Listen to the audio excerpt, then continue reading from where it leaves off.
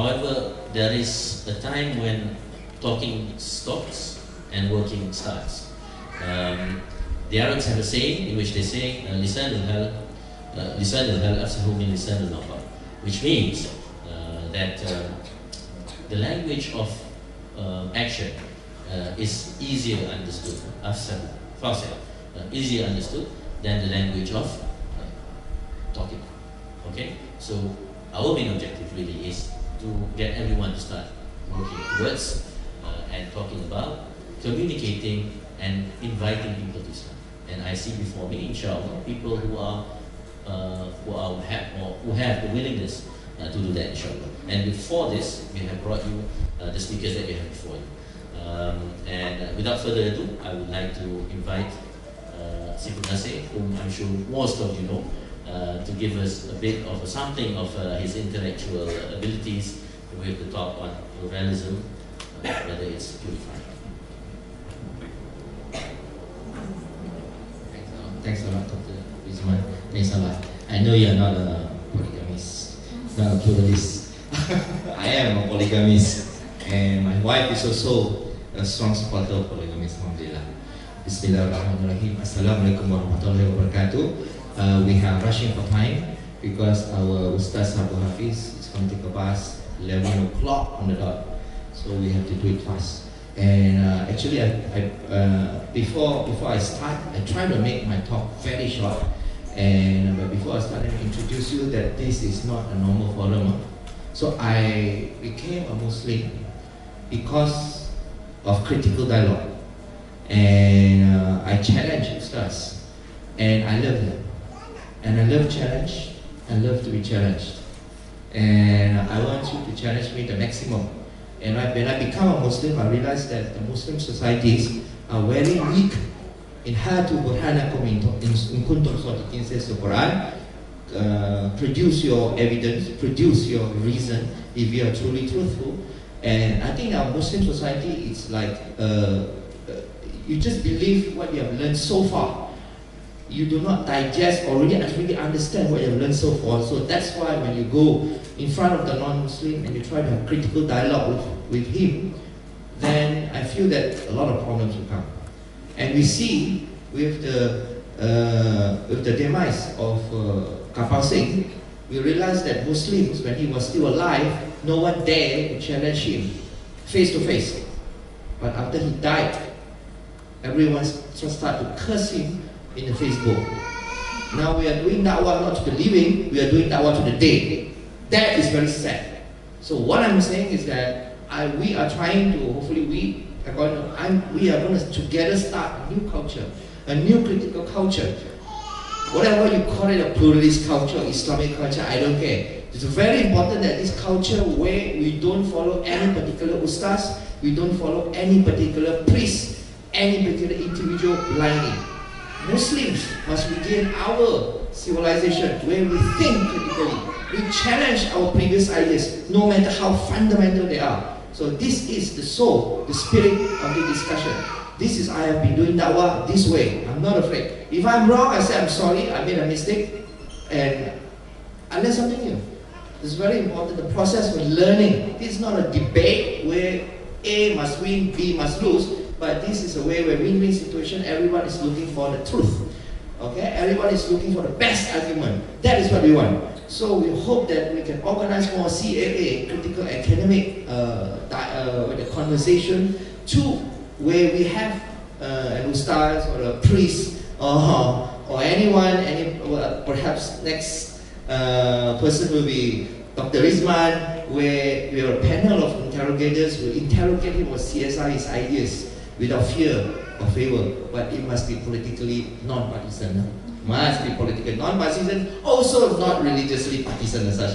Okay, now, today I'm going to quickly, hopefully in just 15 to 20 minutes, I have to truncate my talk from half an hour to 15. I want to make it fast so that I love more interrogation, not question, interrogation. I don't like question, I like interrogations. Okay, next.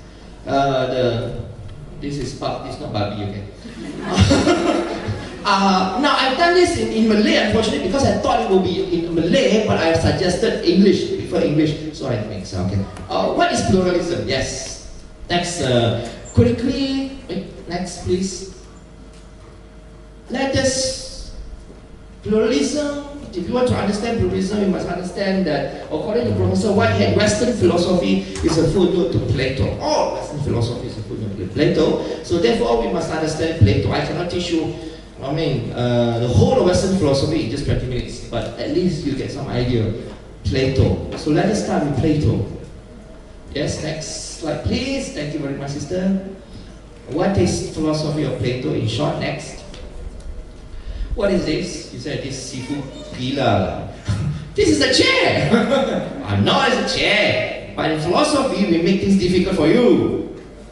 Are you sure this is a chair? Okay, this is a chair. Fine. Next one. This is also a chair, but this chair and the other chair looks very different. What is a chair?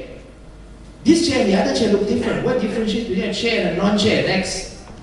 This is also a chair. This is not a hand. But it does look like a hand. Looks like a chair. Next. My God, you said chair must have feet, but there's no feet here. This is also a chair. Next. This is what UFO. Oh my God, radar. Yeah. What is this? Is a chair also. Okay, next. Wow, this is like lying down asleep, bed. But this is a chair. Next. Now, these are all chairs. Okay? But all chairs, all shapes of chairs here participate in the archetype. All types of chair, specific types of chair here, participate in one archetype. Chairness. Next, please. Chairness. Kekerusian. Boleh minta apa dah? Straw. Different glass, different types of glasses. Okay. Now, when you see Plato asks a very important question. When you see a chair, how do you know it's a chair? So he suggested that the idea is that all the different chairs participate in the archetype or the idea with capital I of chairness. It's very important now because when you see there are many types of religion, but all religions participate in religionness. Okay, next please. And I'm going to jump a little bit of topic, but this is connected. Who is Copernicus? What is a Copernican revolution? Copernican revolution is that we produce a paradigm shift or a change of worldview. Okay? What is change of worldview? What is paradigm shift? All of us we use that term. Okay, what is a Copernican revolution? Who the hell is Copernicus? Let me tell you who is it next. Copernicus, Galileo, Giordano Bruno, these people made a revolution because in the beginning they have the religious paradigm, religious worldview. That's why they call it worldview, not God will. Worldview. Yeah? This is the worldview that of geocentrism, earth-centered. Christians used to believe, particularly Catholic Christians, they used to strongly believe in geocentrism, geography. The earth is in the center, the sun is not in the center, and because of that, and anyone who disagrees with geocentrism before the 17th century, you will be burned to death. Because they believe that they are inspired by God to believe, inspired by Holy Spirit to believe the earth must be in the center because the Son of God was crucified on planet Earth. If he was crucified on planet Mars, then Mars would be in the center. So generally this is the theological reasoning. So they are using religion, theology to understand the worldview. Next, please. They have heliocentrism, sun-centered, where now paradigm shift to heliocentrism, scientific Copernican paradigm review, where Copernicus started it, but he dare not publish his ideas until he was published posthumously. In other words, it was published after his death. So Galileo was actually trying to promote it. In the end, he was house arrest until he died. Giordano Bruno was going to death. So they suggested the idea, they proposed the idea of earth-centered theory. Unfortunately, they will be crucified, if you like. So religion here, you see the religious worldview made science their handmaiden. Perspektif agama hanya menjadikan sains, hanya menjadikan logik sebagai khadam mereka. They are handmaiden, it's handmaiden only, yeah? But science actually use logic, experiments, reason as their guide. Okay? Next. So that is the Copernican religion, from geocentrism to heliocentrism, from religious worldview to scientific worldview. Okay? So science marginalizes religion or theology. Okay. Next, please. Now, John Haidt was a Christian, and he was a staunch Christian. He wrote a book, Christianity at the Center. And then after he became a pluralist, his next book, next please. Okay, this is a pluralist perspective. There's something missing there. Okay, then fine. Something is missing there. John Haidt actually, before he became a Christian, when he was a strong Christian, he wrote a book, Christianity at the Center. After he became a pluralist, the center of Christianity. So there is something else other than Christianity which should belong to the center, not Christianity in the center. If you say that this religious paradigm, if I ask you, is this fair? If you put Christianity in the center, if you put Earth in the center, we put Christianity in the center, and we use Christianity as the yardstick to judge Islam, to evaluate Buddhism and Hinduism. Do you think it's fair? No, you say, that is bias. Throw it out. Sure. Next, please. The same. If I put Islam in the center, and I use Islam to judge, to evaluate other religious perspectives, that is also not fair.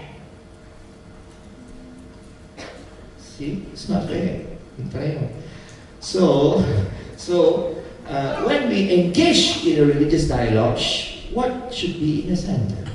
It should be Islamic, Christianity, or something else. Alright, next, something else, or some universal principles, or reason, or science, perhaps should be in the center, not Islam, not Christianity, to be fair. Next. Okay. This is John Haidt, and his next book, The Center of Christianity. Next. Remember, here all the chairs participated in chairness. All religions, next. All wisdom participate in wisdomness, if you like. So what is that wisdomness? Sophia Pranis, how do we know?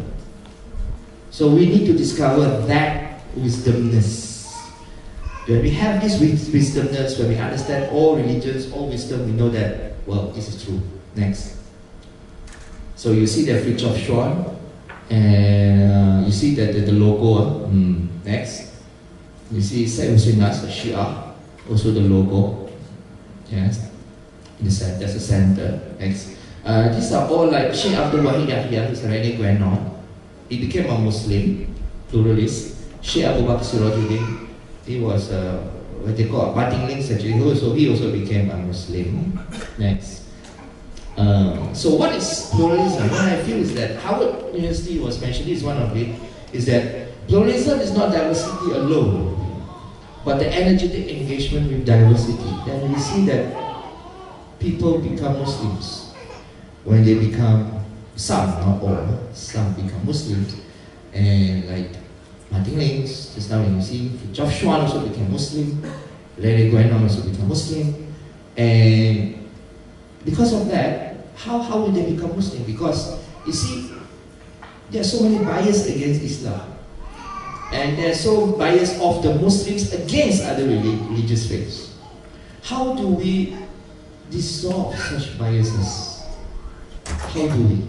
By energetic engagement with diversity. The problem here in Malaysia, we only see diversity. We only talk about Malaysia ada berbagai kaum. Malaysia, you have multiple races, multiracial, multicultural. But do they engage with one another? Do they engage with one another? Once they engage with one another, do they engage with a will to try to understand the other, or with a will trying to destroy the other? And we feel that in Malaysia, matters become worse. Apalagi Cina mau. What do the Chinese need anymore? So religion is mixed with, unfortunately, religion. Next, please. And in the Western world, Edward Said was talking about Orientalism. The Western world, when they come to, the colonists, when they come to Asia, the Middle East, they look at Muslim Islam as the other. Just like the Malays are looking at the Chinese as the other.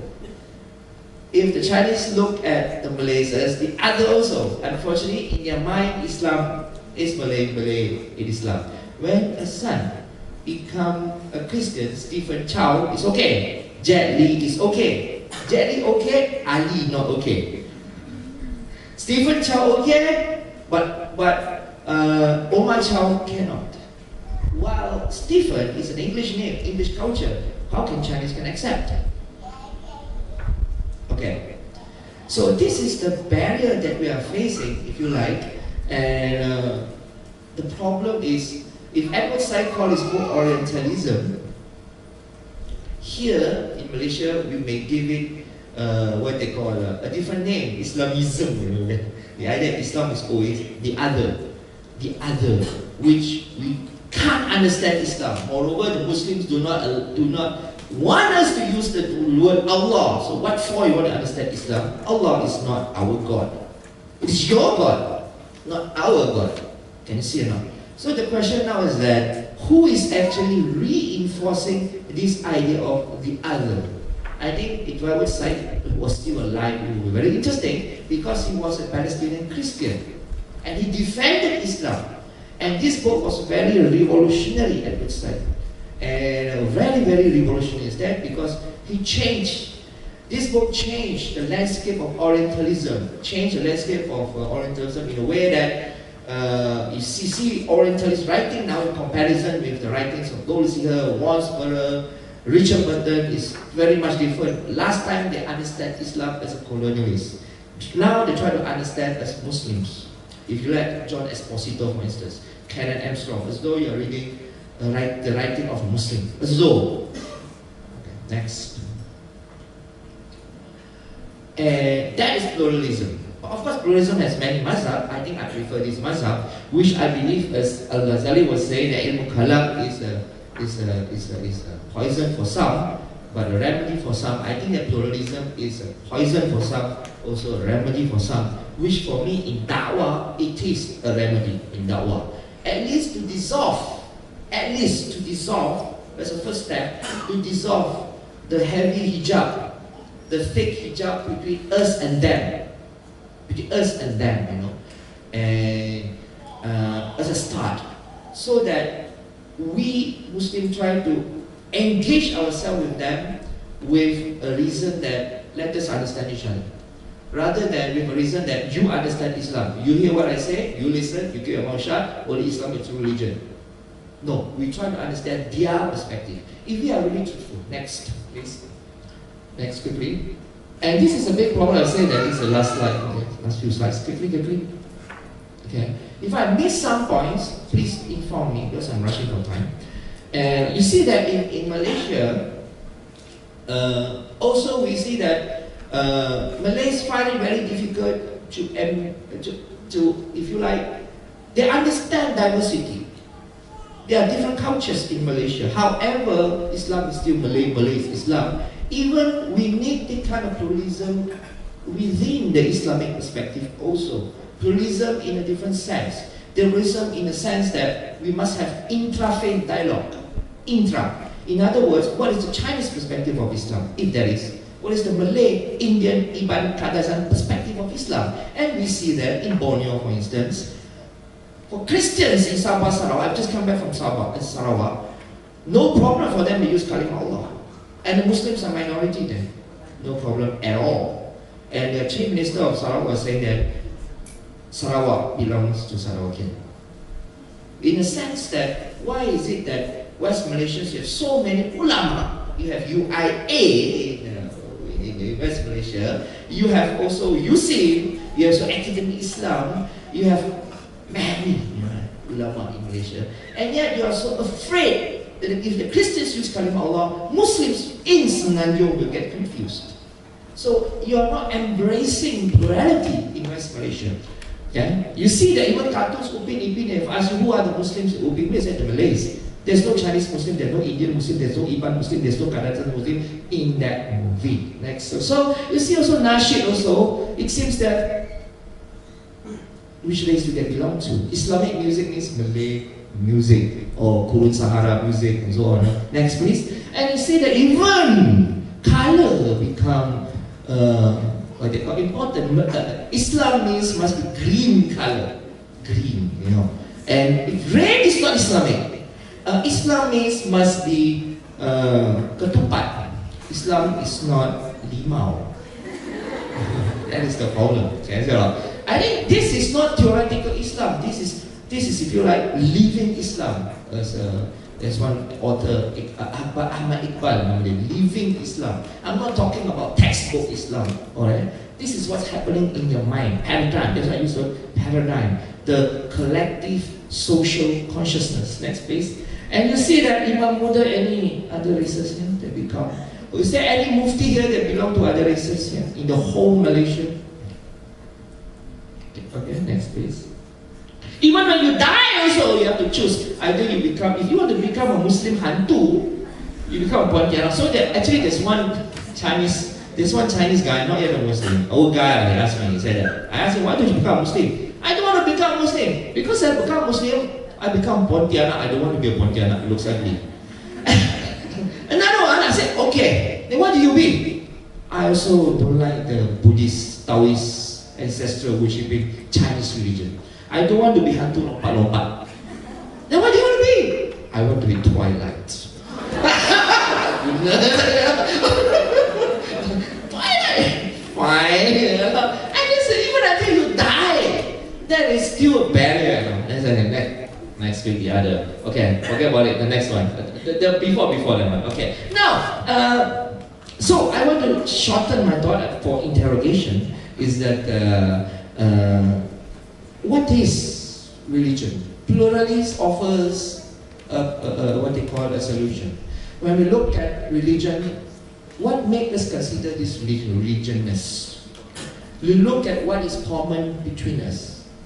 But that is classical pluralism. You have a new kind of pluralism now, and Harvard University is going to it, where we must engage ourselves not only with similarities but with differences. We must organize ongoing discussion and critical dialogues. Not that we agree with your religion, at least we acknowledge our differences. To what extent we can celebrate differences, not tolerate. Celebrate in a sense, don't know, I'm not going to celebrate your birthday, not in that way. But in a sense that I understand your reason, why you believe in Trinity, why I believe in Tawheed. At least I understand what makes us different. Understand, for us Muslims, when we hear understanding each other, we have this fear in us. That if I understand Christianity, I'll become a Christian. If they understand Islam, they don't become a Muslim. If I understand the Christian conception of Allah, I'll become a Christian. If they understand the Muslim conception of the Islamic conception of Allah, they will not become Muslim. That's why only Muslim can use Allah. Christians cannot use Allah. If they use Allah, we will get confused. So we are afraid to engage with them while they are challenging us directly. We are afraid. We are living in a comfort zone. And we don't see, we are controlling, we are actually managing our country for 56 years. 56 years. I'm politically non-partisan. 56 years. We could have done something. Our mufti could have been a Chinese muftis. Our Iban, there will be a Iban muftis also. There will be Kadazan, what they call mufti also. Why until now there is no? So there must be intra-faith dialogue within ourselves, plurality within ourselves. Also, what they call with them, with, if you like, the other religious believers. Alhamdulillah, and I would like to open for what they call doctor and any question, interrogation. Yeah.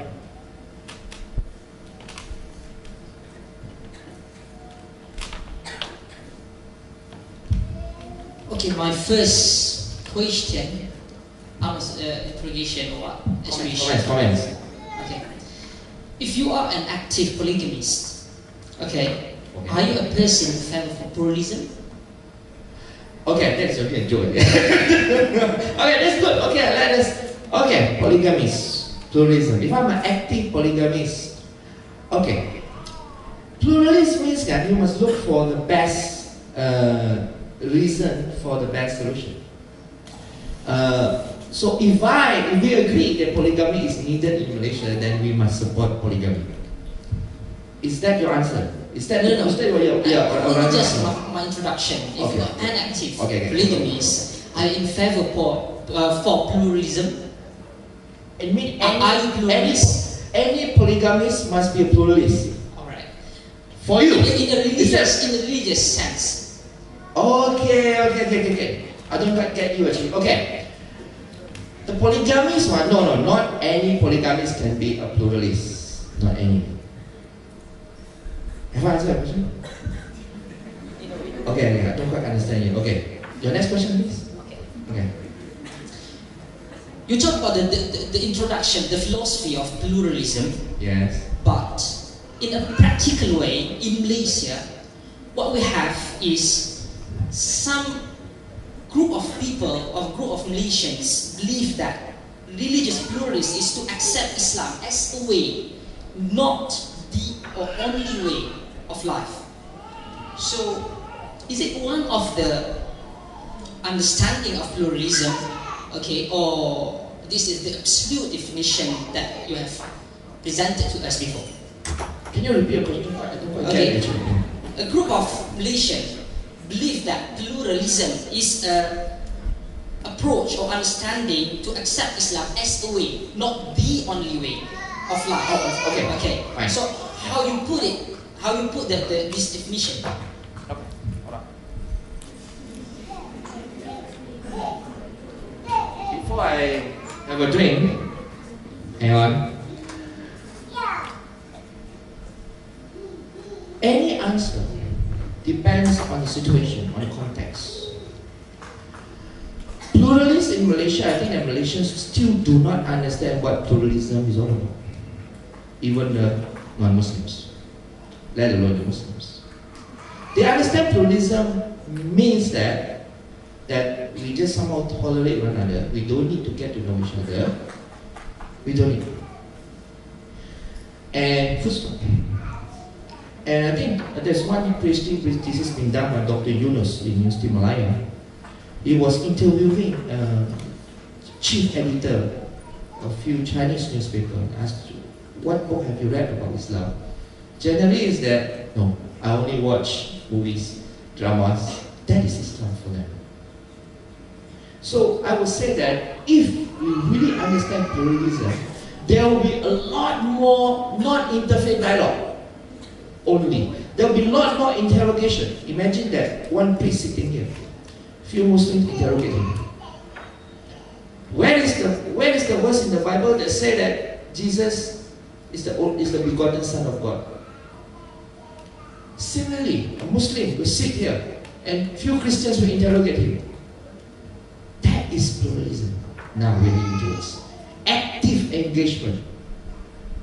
Not just, I know who you are, you know me, am I okay? You don't cross my border, I don't cross over your territory. And this is what happening in Malaysia.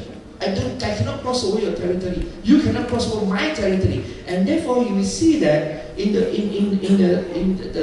what they call, there's one convert. There's one Indian convert recently. His wife still remained a Hindu. He have a problem with child custody. So there's a clash between the civil court and the Sharia court. Clash. Because both of them refuse to back down, as I said, to step over. It is haram to step over each other's territory in Malaysia. Even sometimes you ask questions. Can you ask a Hindu what is legal?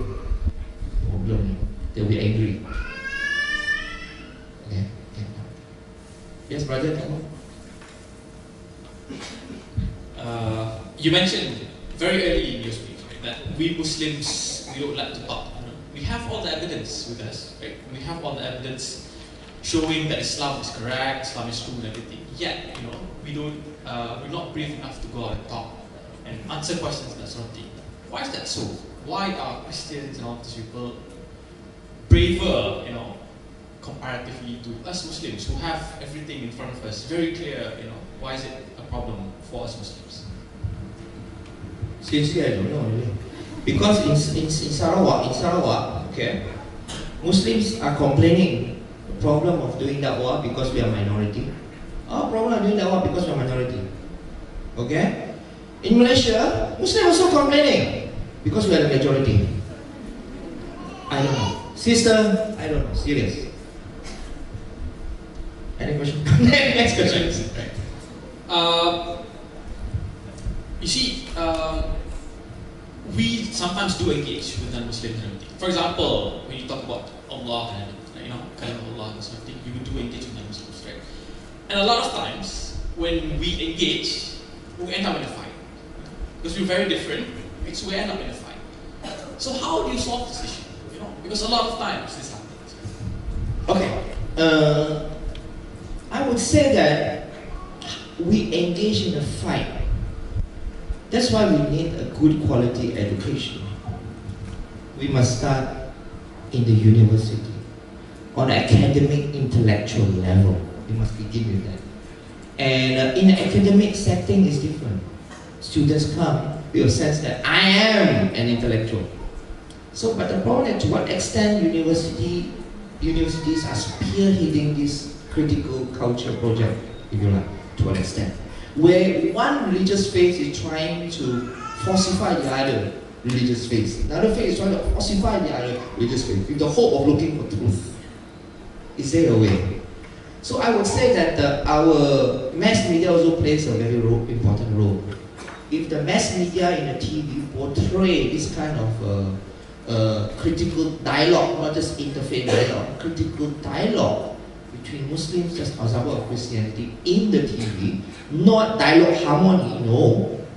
Very critical dialogue, challenging the Christian fundamental understanding of God, and the Christians challenging the Muslims why we are not allowed to use Kalimah Allah. Why we Christians are not allowed to use Kalimah Allah in the national TV.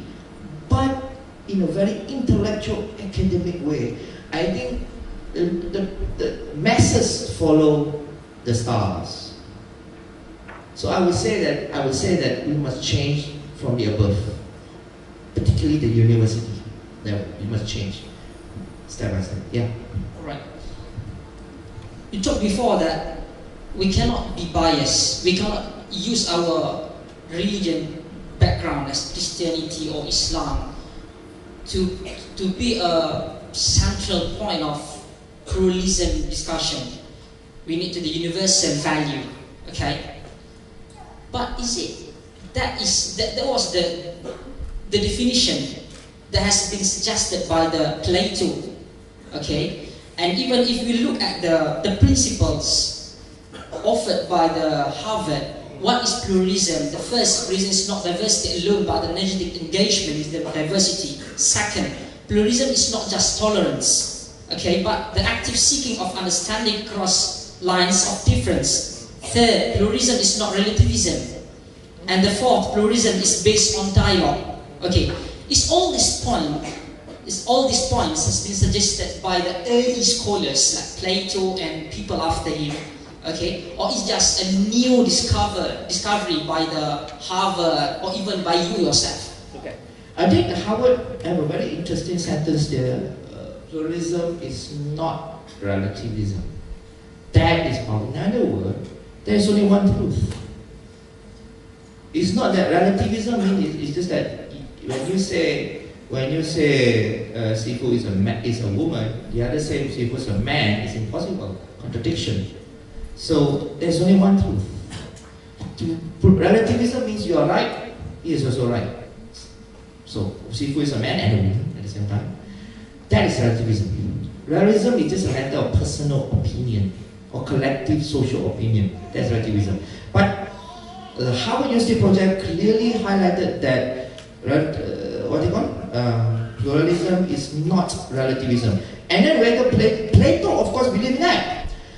Plato doesn't believe in relativism. He was so much against the sophists. The sophists are relativists. But But this is a different story, this one, okay? A very, very much different story. And he was saying, but his rule is different. He said that something like philosophers are prophets. They are the ones who should tell us what are these true values. And you have the allegory of the cave and so on. Philosophers, they call it philosopher kings, you think. Philosophers are kings. Philosophers are prophets. They are the ones who bring the so-called universal messages. So if you like that, Plato also created a new religion. Yeah. That it also can be understood that pluralism is an effort to put all the religion at the same path. Can you accept it? Okay. I would say that when you say that pluralism tries to put religion on the same path, it carries many meanings. It carries different meaning. If you say putting religion on the same path, you say that all religions are the same, then that is wrong. Of course, there are some pluralists who believe that. Okay?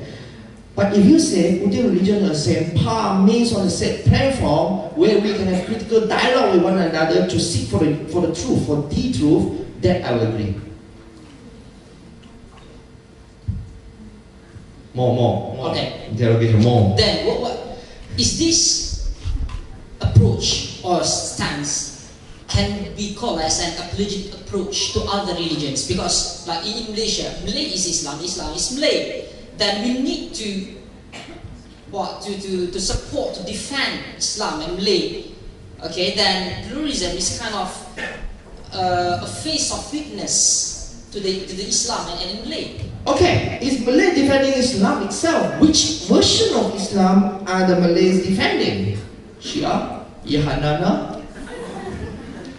Okay, Salafi? What is that one? Okay, that's why I was saying that Malays themselves understand Islam in different ways. And we see that the lack of engagement within among themselves. This is a problem also. There are so many politicization of religion. That's why pluralism must begin with intra-faith dialogue also. I would say that if someone say that Shia is true, if someone say Habib opinion is true, you cannot say it's true unless you ask him to come out on the stage alone and let him be interrogated by those who disagree with him. Now we just put someone, a sheikh, on the stage and let him talk about any religion. After that, he sing a song, and everyone happy. That is not what we're talking about. We miss active engagement with differences means we challenge his belief. You must invite those who are knowledgeable, who know their doctrines, and let them interrogate the ustads. Never accept an opinion, as Karl Popper said, unless you try to falsify it. You try your best to attack the opinion. If the opinion is true, it will not fall. Kebenaran akan jatuh. Why are you afraid? If someone is afraid to come out and talk alone and let his ideas be open and checked and be interrogated, don't trust that person. There's something he's hiding. So this is the culture that we cannot see in Malaysia. People love songs and just lovely comedian, if you like, agamawan, if you like, religious authorities. We don't want that anymore nowadays. So I would say that before we go out to deal with the other religious faiths, let us ourselves have this intra-faith dialogue first. Let us do sparring among ourselves first in an academic way, so that we learn the adab of disagreement, at least among ourselves first, so that it will not become fitnah out there. So we cannot see that in Malaysia, even among ourselves. So, okay, yes, Brother Kamal? Right, for the purpose of this question, you see, some people believe that pluralism means that all religions are the same, right? So, regardless of how we practice, you eventually lead to God, right? So, I'm going to, for the purpose of this question, take the position of these individuals, right? And look at the other side of the coin. Right? So, these people substantiate their belief by quoting a verse from the Quran, right? So, this is the verse that they quote, right? you would quote, إِنَّ الَّذِينَ آمَنُوا وَالَّذِينَ هَادُوا وَالنَّصَارَى وَالصَّابِئِينَ مَنْ آمَنَ بِاللَّهِ وَالْيَوْمِ الْآخِرِ وَعَمِلَ صَالِحًا فَلَهُمْ أَجْرُهُمْ عِنْدَ رَبِّهِمْ فَلَا خَوْفٌ عَلَيْهِمْ وَلَا هُمْ يَحْزَنُونَ. Which means that verily the people who believe, and the Jews and the Christians and the Sabi'in, right? Man amana billah, right?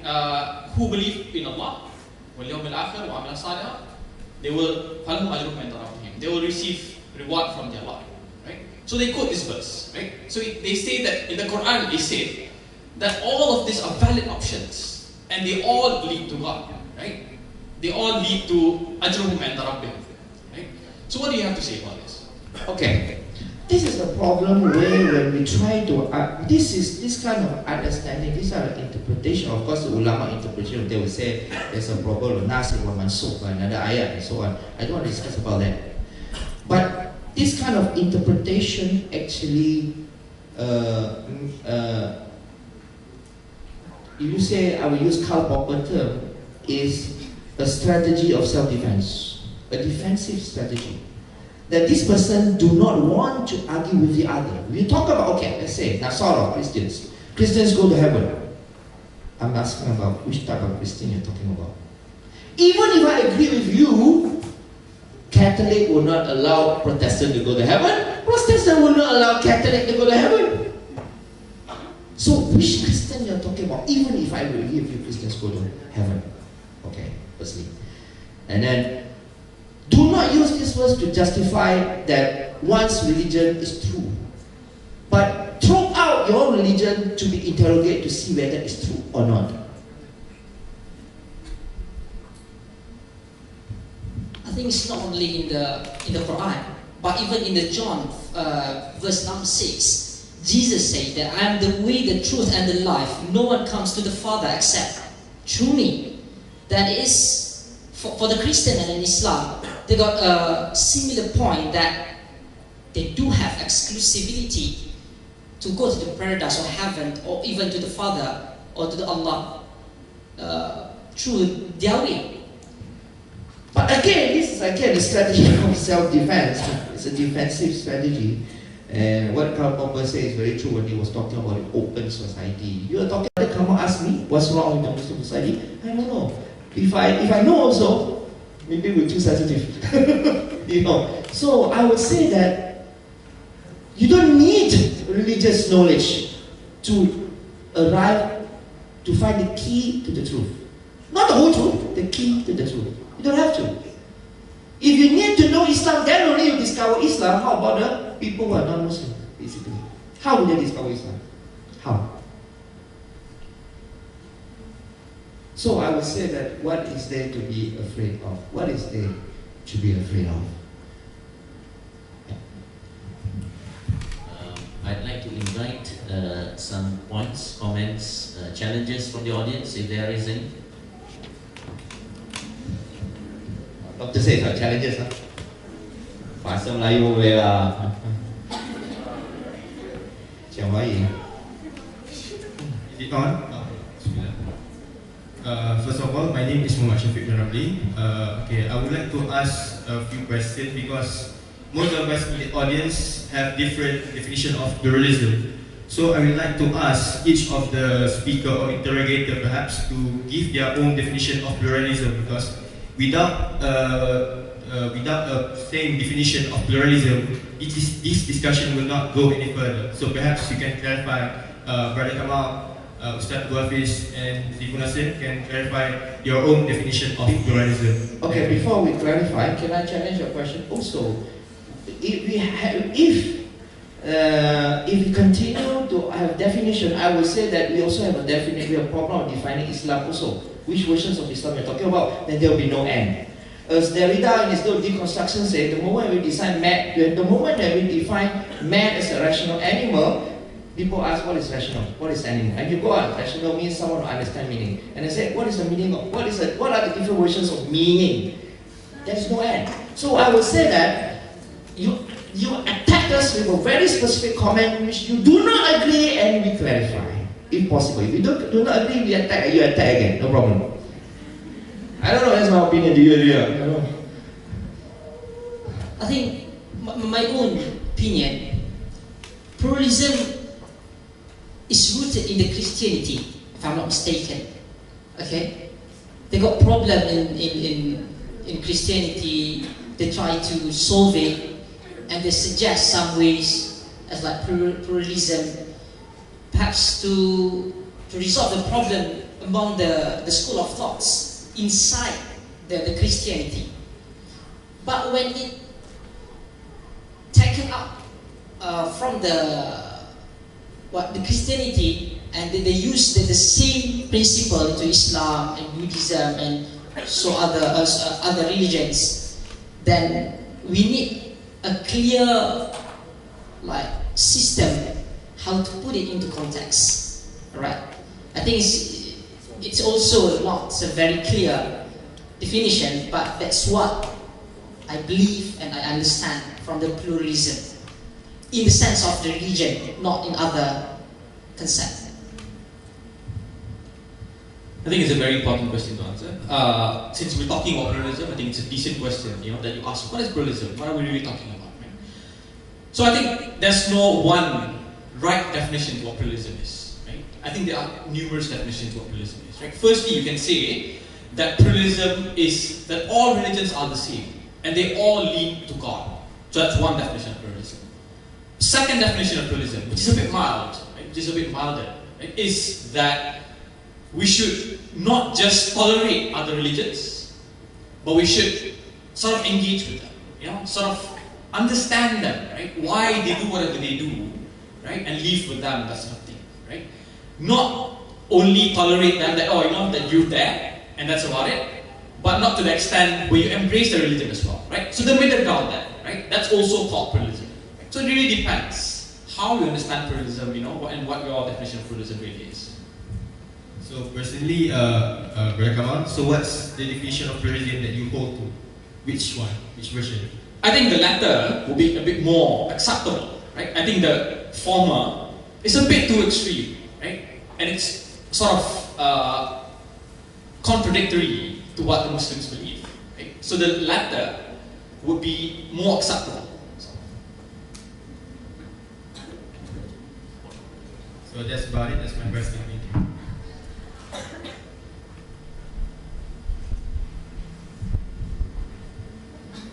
Bahasa Melayu tak boleh? Bolehlah bahasa Melayu. Kita nak cabaran teman, soalan yang penting insyaAllah. Ya, alai, ada buah malaci. Okay.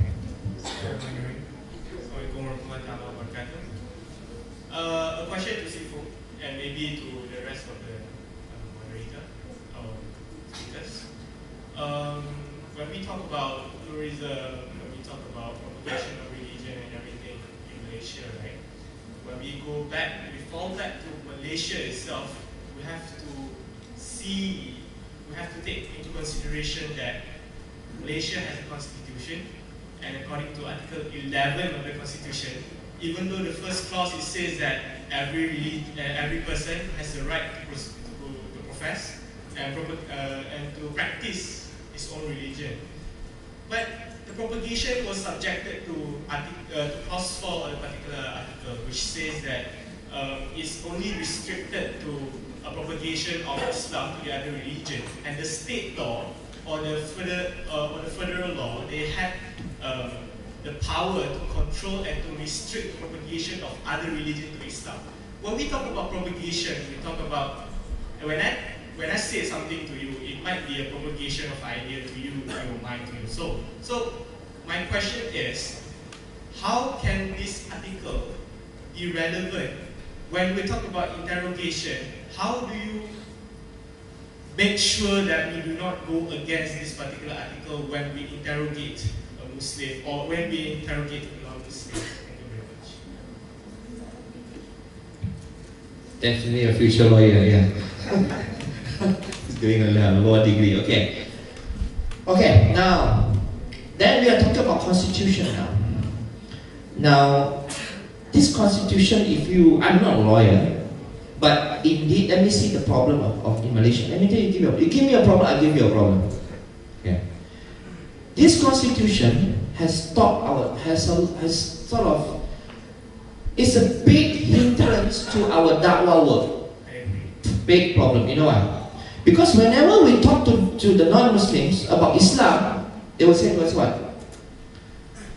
You don't want to hear what you say. Because you do not want to hear our opinion, our perspective. And we cannot even tell you our perspective. We can't even. Do you know it's illegal for a Christian to tell you about Christianity? Do you know that? It's illegal to do that. But a Muslim can tell you about Christianity. A Christian cannot tell you about Christianity. Imagine that a Muslim, a Christian, only a Christian can tell you about Islam, and a Muslim cannot tell you about Islam. Imagine that you're living in this country, in such country. What will happen? And this is a big problem. And I'm the vice president of Persatuan Darul Fitrah for more than 10 years. Magma, although Chinese Muslims. And when we go down and do da'wah, this will always be the issue. We don't want to hear you because you are the one who do not allow us to speak to you about our perspective. I would say that if you're talking about legal perspective, you ask the lawyers to deal with that. You ask the constitutionalists to deal with that, the politicians. I would say that as a da'i, this constitution is killing da'wah in a way. And okay, let us take this constitution. Let me as a non-lawyer interpret this constitution as meaning that give Muslim a control of religious dialogue. Okay? As long the non-Muslim can tell us about their religion as long as we allow them. That's why we have interfaith dialogue. Alright, okay. As long as we allow them. Just interpret it as a way to control. Okay, fine. Why can't we organize interrogation, to be fair, where Muslims interrogate a Christian and Christians interrogate a Muslim Ustaz regarding the issue of Kalimah Allah? We want to see that. We want to see to what extent the Muslims really have argument to defend their opinion that Allah belongs only to the Muslim. We want to hear that. To defend their opinion in front of other religious faith. We want to hear that. But nothing is mentioned. We want that to be live telecast. Can it happen? Can it materialize? If not in the university, not live telecast, make it lower big. Can it be materialized? Okay.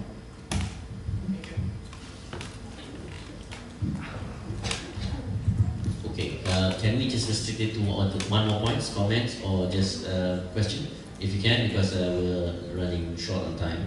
The whole hall needs to be closed down by 10 past 10. So we're running short of time. But just one more comment, if you can, or one more challenge to our Xifu.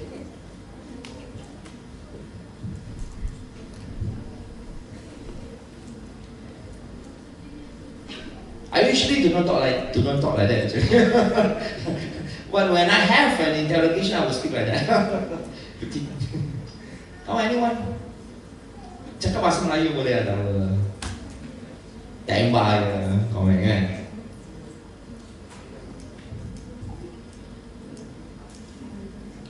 Okay, so yeah, okay. To be honest, I think the subject of pluralism has been highlighted over a year since before the election, last general election, by Isma or Arus Baru. Okay, honestly speaking, because I think the audience may be afraid to mention this. Okay, what exactly the problem of them? If we accept all the premises offered or suggested by the Isma or Arus Baru, then we cannot allow any good discussion or open or public discussion, debate or CSI or as you wish with other religions, especially Christianity. Okay? Are we really weak to face them, or we are really in tracts of Christianity, Jews, or other religions? Okay. Alright. Now, I think it's not fair to pinpoint on one organization because you have other organizations also, Bekasa, and have also The most vocal. Yes, and the most. That is the problem. I would say that they have also passed, also to what extent past has this interfaith, not interfaith dialogue, interrogation. Can we interrogate the ulama in Dewan Ulama past? Okay, can we? To what extent? And UMNO also, to what extent can we have election of prime minister? We have a debate between what they call among leaders, political leaders of different parties. Can we have that? And I would say that all these political parties, around UMNO, PAS, Pekasa, ISMA, generally they have this agreed that Malaysia now is going toward this global attack towards us. And I quite agree with them, to be precise. I quite agree with them. And we have been heavily attacked. And as Malik bin Abi said, that we are colonized because we are colonizable. Okay. We are too weak. And the weakness, I must say, that 56 years, we never anticipate. We never anticipate this kind of globalization, eruption in Malaysia. Globalization. And you see that the Hamish 370, how the families, the Chinese families, interrogated us, you can see, heavily. And it seems that we are not prepared for it. Just to tell you how unprepared we are. Jadi selama ini kita leka lah. That is the problem. That's why I would say that you don't have time to sit down and relax. If you want to be a medical doctor, you cannot just focus on medicine only and you forget the world. And this is what we have been doing, you know. We forget the world. We forget what's going on in the world, latest trends. You ask someone about pluralism, they don't know what is pluralism. They only say that menyamakan semua agama. Come on, it's not just that. What is globalization? The threat of globalization? They don't know.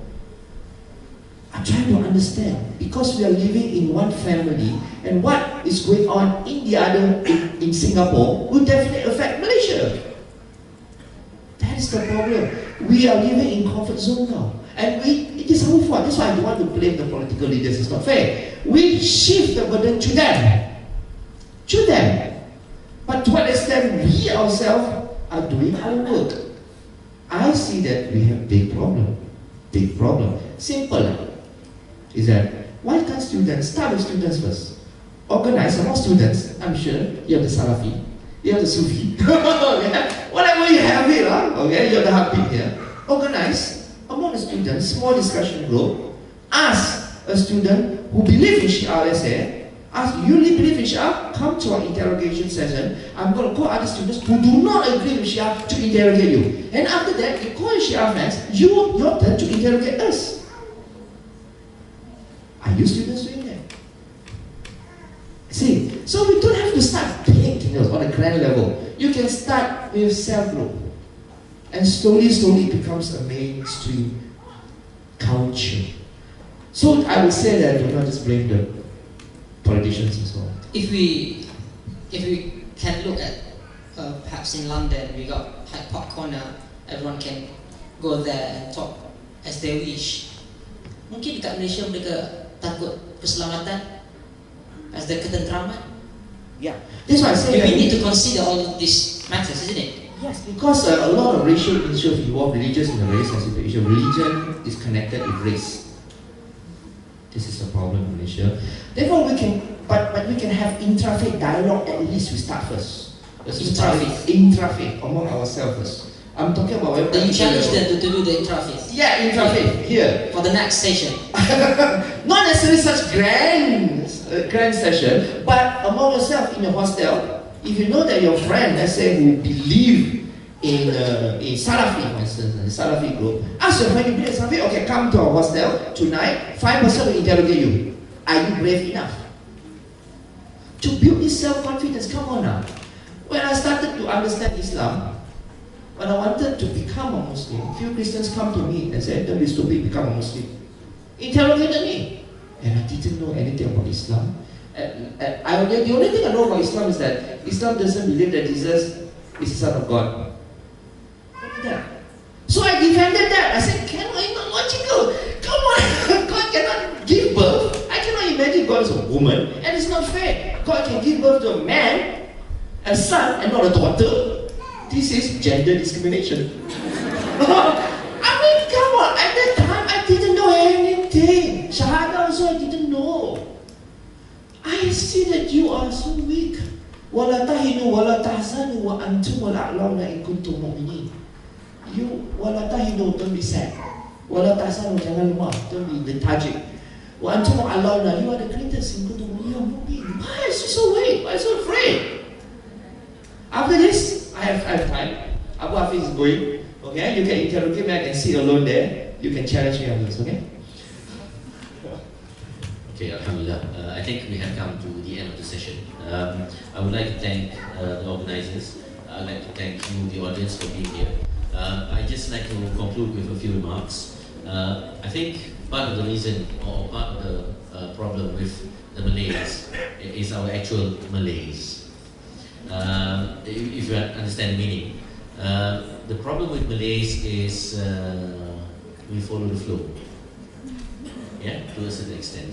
And unlike our brothers who have converted from non-Islamic background to Islam, I dare say less than 10% of you have actually made a hijrah in your hearts to actually fulfill, accept, submit to the religion.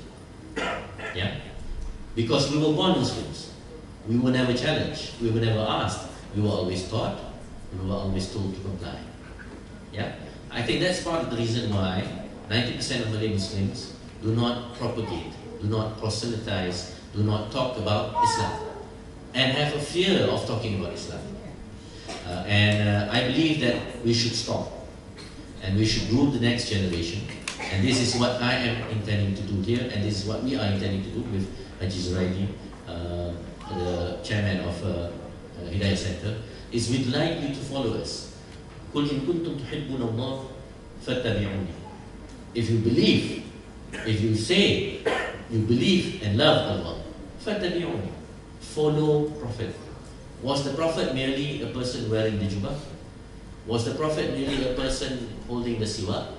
Was the Prophet merely a person reading the Quran and performing his salah? The Prophet was far above and beyond all that. He was everything. And I challenge you, who are here now, also to convey to those who are not here, to challenge your own internal beliefs, challenge your own selves, make the hijrah. Make the hijrah and follow us. And we will show you the way, inshallah. Barakallahu feekum ajma'in. I hope that you have benefited from all of us. If there are any wrongs, we would like to ask forgiveness. If you have benefited, then we hope that you pray for our own journey, inshallah. Barakallahu feekum ajma'in. I think we will end the session by reciting Tasbih for Surah Al-Nas. Alhamdulillah.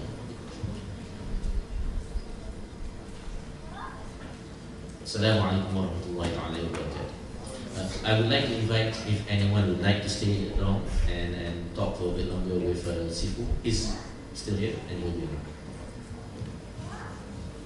Alright, I'd like to thank all the speakers and invite them to have their seats back downstairs. Thank you very much. So ladies and gentlemen, I hope all of us have benefited from this critical academic dialogue. I'm sure it's heavy, but this is something that we have to go through. Right? As Muslims, we need to be critical thinkers. We need to not just say, I believe in Allah, I believe in the Prophet, I am a Muslim, and just practice our usual rituals. Yet we have to understand the very reasons why we do all this. The principles and justifications to why we believe in the principle of monotheism in the Islamic creed. The very reason why we prostrate to God. These, I think, is the important conclusion that we can make from this dialogue, right? Question your internal belief, but then in the end find answers to further strengthen your iman. And there's nothing wrong to understand, to try to understand about other religion. But what's important is that you have to discuss and argue in a manner that is full of hikmah, so that in the end it doesn't end. It wouldn't result in a fight. So without further ado, I would like to invite the president of Hidayah Centre to come up to the stage, accompanied by Brother Kamal, the program manager, to present a little token of appreciation to the speakers.